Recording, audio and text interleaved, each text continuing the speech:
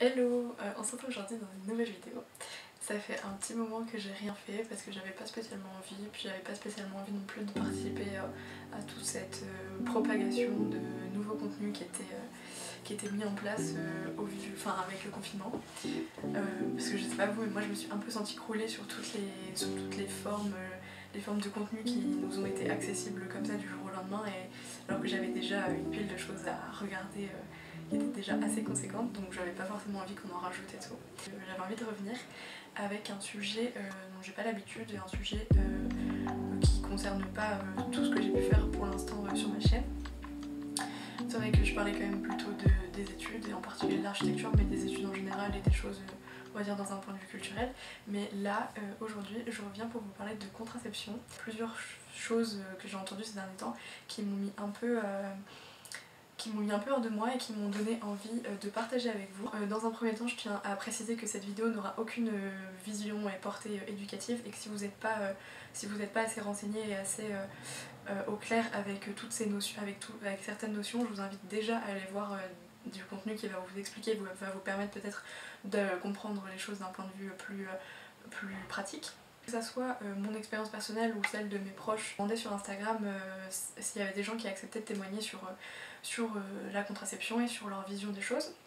Et j'ai eu quelques retours.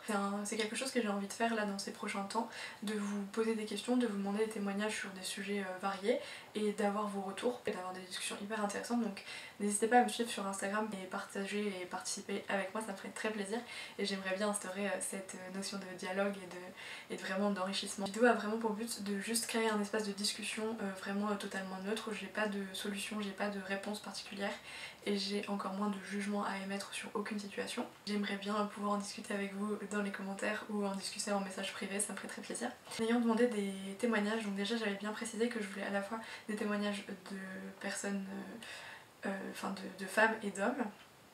J'ai eu une vingtaine de témoignages plus tous ceux de mes proches.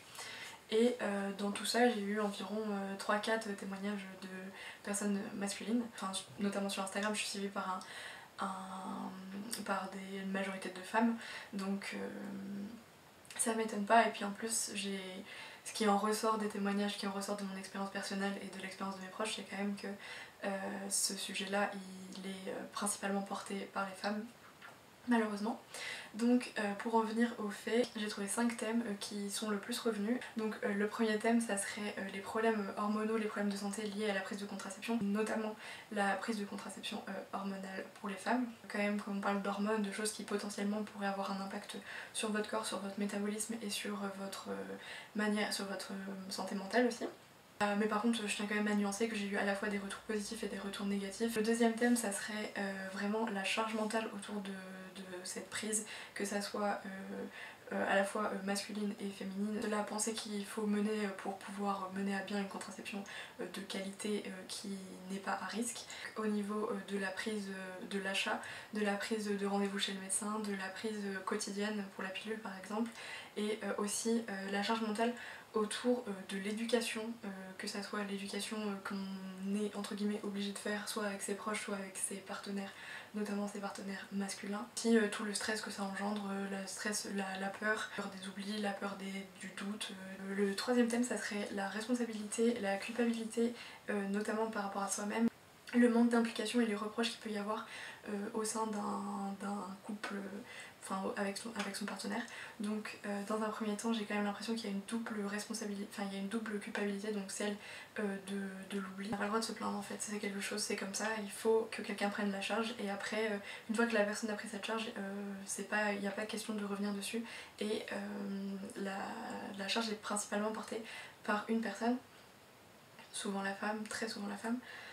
Et aussi toute cette culture du reproche, si par exemple le partenaire veut faire prendre une contraception hormonale à une femme et qu'elle le refuse, donc il y a aussi tout ça, cette culpabilité autour de ça. Ensuite, le quatrième thème, ça serait les coûts, parce que faut bien se rendre compte que ça soit chez le médecin, la prise de rendez-vous chez le médecin, la contraception externe ou hormonale, ça a un coût. Même si effectivement il y a des pilules qui sont remboursées, il y a des rendez-vous chez le médecin qui sont remboursés, mais c'est quand même quelque chose à prendre en compte et qui devrait être partagé. Donc le cinquième thème, ça serait l'implication des proches, que ça soit par exemple des parents ou des amis, et aussi le poids de la société, du corps médical et tout ce qui est crainte et jugement par rapport à ça. Donc que ça soit par exemple, j'ai eu des témoignages où les mères incitaient les filles à prendre des contraceptions dès qu'elles avaient un copain, sans pour autant être forcément actifs, mais ça avait un côté rassurant, et les mères prenaient déjà cette responsabilité pour que leur fille s'assure de prendre la leur. Il y a aussi le poids de la famille qui peut être pesant, dans le sens où il y a beaucoup de gens qui le cachent ou qui ne s'en sentent pas à l'aise avec le fait d'en parler et qui sont obligés de faire les choses de leur côté, voire même de le cacher et de devoir mettre en place des stratagèmes pour pouvoir mener à bien une contraception. Quelque chose que l'une d'entre vous avec lesquelles j'ai beaucoup parlé et quelque chose que j'avais pas pensé dans un premier temps, c'est vraiment l'infantilisation du corps des femmes, et notamment par le corps médical, dans le sens où on va pas forcément prendre en compte son ressenti par rapport à ses sensations, mais aussi par rapport à ses envies. Donc que ça soit le refus d'une pose de stérilet par exemple, ou le refus d'un certain type de contraception, ou alors un jugement sur la sexualité par un médecin, quelque chose auquel les garçons ne sont pas confrontés, ou alors rarement. Enfin, j'ai pas l'impression, peut-être que je me trompe. Pour finir, ça serait vraiment aussi la notion qu'on a autour de la contraception comme quelque chose qui permet la liberté.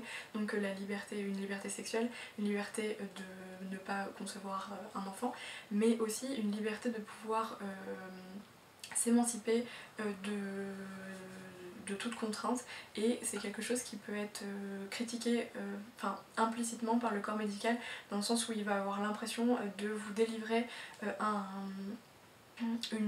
pass pour une trop grande liberté, une trop grande responsabilité. Maintenant, nous allons passer au témoignage. Alors, dans un premier temps, on va commencer par le témoignage d'un garçon, parce que j'en ai pas eu beaucoup. Il me dit, alors perso pour commencer, j'ai toujours demandé à mes parents s'il y avait des maladies dans la famille, j'ai fait des tests, donc sur ça je savais que j'étais clean sur ça, donc déjà c'est un bon point. C'est vrai que la contraception c'est bien, mais il faut aussi penser au MST. Après c'était au bon vouloir de mon ex, elle prenait la pilule, et comme vous avez une tonne d'applications, bah tu oublies rarement et tu sais où tu en es et tu sais comment agir. Vraiment c'était mon ex qui me disait ce qu'on pouvait faire ou non. Donc sur ce témoignage, encore une fois, loin de moi l'idée de juger quoi que ce soit, mais je trouve que personnellement ça met vraiment en avant deux choses. Donc le fait qu'effectivement on a des applications pour nous le rappeler de prendre la pilule, et que ça devrait entre guillemets nous alléger la charge mentale. Je pense que c'est le cas par rapport à des personnes qui ne l'avaient pas et qui devaient y penser vraiment, mais aussi c'est quand même une contrainte, ne serait-ce qu'en société. Je pense que vous avez tous vécu comme moi une heure précise dans le début de soirée, tu vois tous les téléphones de tes potes qui sonnent. Et en fait, donc effectivement tu n'as pas à y penser entre guillemets, même si tu as pensé à aller la chercher, à aller l'acheter, à la prendre, à l'avoir toujours sur toi, mais tu as un outil numérique qui te permet d'y penser. Mais qu'en est-il si cet outil tombe en rade ou quoi?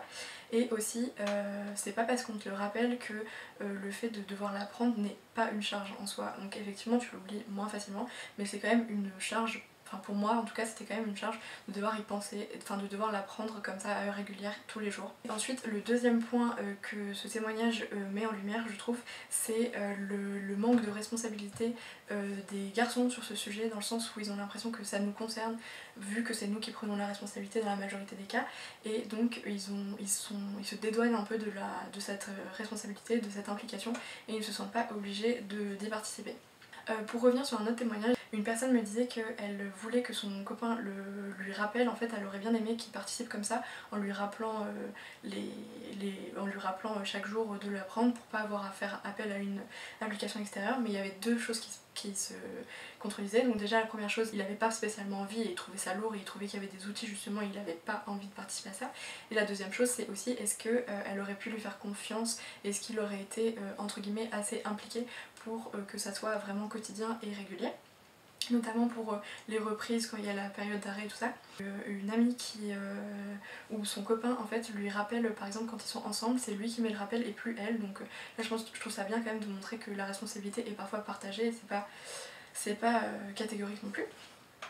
Après je lui ai demandé si ça l'aurait dérangé de mettre tout le temps des préservatifs, il m'a dit que ça aurait dérangé son porte-monnaie, et il me parlait de la notion de plaisir, donc, mais que ça ne l'aurait pas dérangé, et que si la fille aurait voulu, il l'aurait fait. Donc oui, effectivement, c'est vrai que les préservatifs ça a un coût, mais il faut savoir quand même que la pilule, il y a beaucoup de cas où elle n'est pas remboursée, et je suis pas sûre que dans beaucoup de cas le coût est divisé par deux. Mais à voir. Et après ça l'aurait pas dérangé, j'ai envie de dire tant mieux. J'ai une fille qui me dit: la contraception est un sujet assez sensible chez moi, dans le sens où je prends la pilule, j'ai eu pas mal d'effets secondaires, règles douloureuses, fatigue. N'aimant pas les rendez-vous gynécologiques, je ne me sentais pas encore prête, je continue à prendre la pilule. La charge mentale est assez importante, de peur de l'oublier, d'en subir les conséquences. Au niveau du coût, je ne me rends pas bien compte car c'est ma mère qui paye. Okay, mon copain est pas mal impliqué, par exemple, à chaque fois que mon alarme sonne, si je suis en train de manger ou quoi, je lui envoie un message pour qu'il m'envoie un rappel pour ne pas l'oublier. Mon copain et moi parlons librement de la contraception et je pense bientôt de changer de pilule pour passer au stérile. Donc là je trouve que le témoignage est assez neutre, bien que je trouve quand même qu'il y a une normalisation du fait que la pilule engendre des effets secondaires et qu'on le prend même plus en compte. Que en fait c'est considéré comme normal d'avoir des effets secondaires, hein, c'est entre guillemets le prix à payer pour ça. Une fille qui me dit qu'elle était plus avec son mec, qu'elle a arrêté de prendre la pilule parce qu'elle en avait marre d'avoir des hormones dans le corps. Et qu'un jour elle a recouché avec quelqu'un et elle avait plus l'habitude de porter des préservatifs et que du coup elle a oublié d'en proposer et qu'elle n'a pas réalisé sur le coup. Une fois l'acte passé, elle s'est rendue compte et elle lui a dit, et le mec il l'a engueulée en mode t'es pas sérieuse, à quel moment t'y as pas pensé, alors que lui en fait il s'était même pas demandé et il avait même pas posé la question. Et donc elle dit à quel moment tu m'engueules alors que toi non plus t'y as pas pensé, et que après elle avait décidé de plus voir ce garçon parce qu'elle trouvait ça pas normal. Et aussi qu'elle trouve ça pas normal de devoir payer pour une pilule alors que le garçon en question ne fait pas d'efforts. Ça soulève plusieurs points, je pense pas forcément déjà aux maladies sexuellement transmissibles. Le deuxième point c'est que les personnes ont tendance à peut-être prendre ça pour acquis et pour sous la responsabilité de la femme. Et le troisième point c'est le coût, encore une fois, qui n'est pas partagé. Pour revenir sur l'implication du corps médical sur le refus de poser un stérilet à des jeunes filles, qu'il y a des points qui lui tiennent à cœur de défendre, notamment en ce qui concerne la vision du corps médical, donc que ce soit les médecins généralistes ou les gynécologues. Sur la contraception c'est les jeunes, parce qu'il y a selon elle un manque de responsabilité des jeunes, une perte de capacité de décision sur un sujet intime, plus une vision de la famille qui malgré toute la bonne volonté et tous les efforts qu'ils peuvent mettre en place pour l'ouverture d'esprit, s'en remettent au médecin, et qui en fait le médecin représente une figure à respecter, une figure de raison, au détriment des choix personnels et des choix notamment au niveau du corps de la femme. Après elle m'explique qu'elle a pris la pilule à 16 ans, qu'elle voulait passer au stérilet au cuivre et qu'elle a été voir une gynécologue qui lui a refusé catégoriquement la pose, non seulement pour des raisons médicales mais aussi parce que ça lui paraissait trop risqué, comme si c'était une trop grande responsabilité qu'elle lui remettait entre les mains, la peur des IST par exemple. Elle m'a dit de revenir la voir 2 ans plus tard et elle m'a prescrit des pilules le lendemain d'avance pour pallier la peur de l'oubli de pilules. Je ne voulais pas entendre mes réflexions sur la prise d'hormones que je rejetais sous prétexte que des millions de femmes prenaient la pilule depuis des années sans y réfléchir. Après ce rendez-vous, elle était chamboulée, elle comprenait pas du tout et elle ne s'attendait pas à devoir se battre pour avoir un stérilet, alors qu'en plus ses parents étaient d'accord. Pour le rôle de son copain dans tout ça, avec le recul, elle considère qu'elle a pris la responsabilité automatiquement, qu'ils en ont parlé, mais que la contraception féminine a été la chose mise en avant en premier, que c'était la plus sûre, la plus répandue, et que ça lui paraissait évident. Après, au niveau des coûts, sa pilule était remboursée, et au niveau de l'attitude de son mec, il a été là pour la soutenir, l'écouter. Ses parents ils ont été d'accord et c'est le gynéco qui a pas voulu. Donc après elle a pris rendez-vous avec un autre gynéco et qui était réputé pour défendre les droits des femmes, donc elle s'était renseignée dessus pour s'assurer que ça allait bien se passer. Elle y est allée avec son copain pour montrer qu'il savait ce qu'il voulait, et le gynéco a demandé aucune information, il a fait confiance et il a prescrit le stérilet tout de suite. Donc il faut savoir aussi que pour cette consultation 100 € avec seulement 25 € de remboursés. Ce qui peut sembler assez important, de plus qu'elle a dû se déplacer loin, trouver quelqu'un qui accepte, etc., que ça lui a demandé du temps, des démarches, et qu'elle était aussi très révoltée de voir qu'elle devait faire, de voir tout ce qu'elle devait faire pour avoir le droit, entre guillemets, à un stérilet.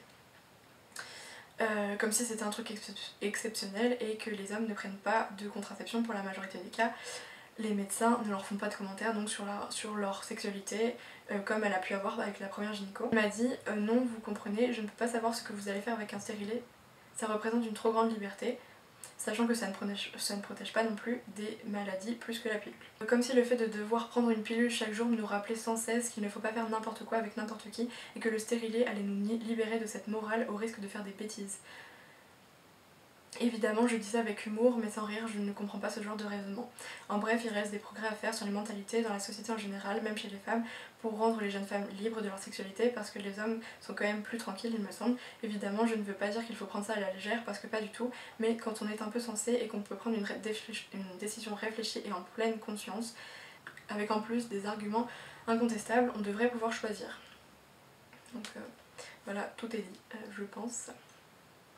Pour vous donner un autre témoignage qui m'a marqué, alors il faut savoir que j'en ai reçu genre une petite vingtaine hein, et que je suis pas suivie par un grand nombre de personnes et que comme vous je pense j'ai entendu pas mal de témoignages déjà, mais je m'étais dit que peut-être ça représentait une minorité, alors que là je trouve que ça fait quand même beaucoup. Alors je vais te faire part d'une expérience personnelle qui n'est évidemment pas le reflet de la majorité des cas, ni de la majorité des professionnels de santé, c'est pour ça que je parlerai uniquement en mon nom. Au niveau de la contraception, j'ai commencé à en prendre une car j'ai eu un vrai premier partenaire et je ne te cacherai pas non plus que pour moi c'était une énorme charge mentale puisque nous avons décidé d'utiliser la pilule comme unique moyen de contraception. La charge mentale m'était donc exclusive. En effet, l'idée d'une pilule est venue de mon partenaire, j'étais évidemment d'accord, mais on va dire que c'est l'idée qui est venue de lui. L'idée d'un autre moyen de contraception, notamment masculin de type hormonal, ne s'est même pas posée. Quand je parle de charge, je pense à plusieurs charges, particulièrement la charge de prendre la pilule qui n'est pas une tâche facile, oubliée en début notamment, et je me sentais responsable et uniquement responsable de cet oubli. Puis deuxièmement, suite à ce sentiment de responsabilité de l'échec, en découle le stress permanent qu'un oubli puisse susciter l'échec du bon fonctionnement de la pilule. Ce stress a été quotidien durant ma relation puisque j'étais obligée de faire des tests de grossesse tous les mois pour me rassurer, mais aussi dans le but de rassurer mon partenaire. Même si la charge ne m'était pas exclusive, elle me concernait grandement. En ce qui concerne le coût, la mienne ne s'est pas posée car elle était entièrement remboursée, cependant les consultations chez le gynéco étaient un coût à prendre en compte. Pour la simple question parfois de me rassurer, il fallait que je prenne un rendez-vous sachant que pas mal de gynécos sont en dépassement d'honoraires, qui était le cas de la mienne. Cependant, c'est une question personnelle. En effet, la pilule a eu des effets négatifs pour ma part, mais c'était un choix personnel et j'en assume la responsabilité. On en revient pour moi au fait que, entre guillemets, c'est exactement ça en fait, on est censé, enfin, c'est le prix à payer entre guillemets pour avoir une contraception et c'est à nous de payer ce prix là en prenant des rendez-vous plus pour nous rassurer et en faisant des tests de grossesse pour s'assurer que tout va bien. Donc salut, je viens te parler de la contraception et de mon expérience avec. Voilà, j'ai commencé la pilule cette année dans le but d'agir sur ma peau, j'avais pas mal d'acné. Ça a super bien marché pour moi au début, j'avais des règles moins douloureuses et moins abondantes et ma peau était 1000 fois mieux. Mais au bout de 2 mois, mes proches m'ont fait remarquer qu'ils me trouvaient fatiguée, démotivée et très irritable. On a d'abord mis ces symptômes sur le dos de mes études qui étaient très stressantes. J'ai aussi développé de la boulimie durant cette période. Heureusement, mon gynécologue m'avait demandé de faire une prise de sang au bout de 3 mois de prise de pilule. On s'est rendu compte qu'elle me donnait du cholestérol. Aujourd'hui, je suis encore en test avec une nouvelle pilule. Je dois cependant continuer à lutter contre la boulimie que j'ai développée à cause de cette ancienne pilule. Donc encore une fois, je pense que ça montre assez bien l'impact sur la santé que ça peut avoir et c'est quelque chose à pas négliger. J'ai pas vraiment, pour le coup je m'y connais pas du tout là-dessus, je sais pas si c'est quelque chose qui est fréquent ou pas, mais moi je trouve ça quand même assez aberrant et assez grave en fait. Pour finir sur une note positive, je vais vous faire part des remarques que j'ai eues, enfin des témoignages que j'ai eus et sur des choses qui m'ont paru quand même assez bien. Donc dans un premier temps, qu'elle avait eu un oubli et que donc son copain a proposé de payer la pilule le lendemain. Un copain qui met des rappels quand les deux personnes sont ensemble pour entre guillemets enlever cette charge pour quelques temps. Ensuite j'ai quelqu'un, ses parents étaient assez stricts et enfin même très stricts et en gros ils fouillaient dans ses affaires et elle voulait pas qu'il sache qu'elle prenait la pilule et du coup c'est son copain qui l'avait toujours sur lui et qui venait lui apporter tous les jours. Donc après avec tout ce que ça engendre, donc la possibilité d'oubli, la possibilité de la donner et puis aussi la charge de devoir s'obliger à se voir à une heure plus ou moins précise et tout ça, je pense quand même qu'on peut souligner l'effort qui est mis en place. J'ai quelqu'un qui me dit aussi que en gros elle a commencé à prendre la pilule et que ça l'a stressée tous les jours, que ça lui arrivait très souvent de l'oublier et qu'elle se sentait très coupable par rapport à ça, surtout qu'elle savait que tout reposait sur ses épaules. Elle dit que prendre un rendez-vous chez le médecin pour elle ça la dérangeait pas parce qu'elle trouvait ça assez rassurant que quelqu'un l'écoute par rapport à ça et que son médecin était très bien et sans jugement. Par contre au niveau de l'éducation des hommes, elle a l'impression que pour beaucoup c'est rien, c'est juste un petit moment que t'avales pour pas avoir de bébé et qu'ils se rendent pas compte de la charge mentale, des problèmes de santé, des effets secondaires, des risques et que ça les arrange car elles n'ont pas ça à faire. Au niveau de la culpabilité, comme elle a oublié beaucoup de fois sa pilule, ça la faisait culpabiliser parce qu'en plus elle voyait ses autres amies qui la prenaient par réflexe et elle se sentait un peu débile de pas y arriver elle et que pour elle la charge ça restait vraiment un poids énorme sur ses épaules. Et qu'elle pense que si la pilule pour hommes était plus largement commercialisée, ça serait peut-être bien. Elle dit, sachant qu'ils ne porteront pas l'enfant, est-ce qu'on pourrait leur faire confiance? Moi, j'aurais jamais confiance à 100%. Elle précise qu'elle a l'impression qu'aucune contraception n'a d'inconvénient et que c'est chiant et qu'il faut vraiment peser le pour et le contre car ça peut être très pesant et que c'est toujours aux femmes de porter cette responsabilité et que ça serait mieux, que ça serait bien qu'il y ait plus de recherche pour essayer de trouver des solutions avec moins d'inconvénients et moins de risques pour la santé. J'espère que ces témoignages auront pu vous intéresser. Encore une fois, ça n'avait pas pour vocation de vous dire ce qui était bien, ce qui était mal, mais juste de créer une discussion. Donc si vous êtes reconnu dans ces témoignages, si vous avez envie de participer, de m'envoyer un message ou d'envoyer un commentaire pour qu'on en discute, ça serait vraiment avec plaisir. Et j'aimerais bien faire ça sur d'autres sujets. Donc voilà, je vous souhaite une belle journée, prenez bien soin de vous et à bientôt.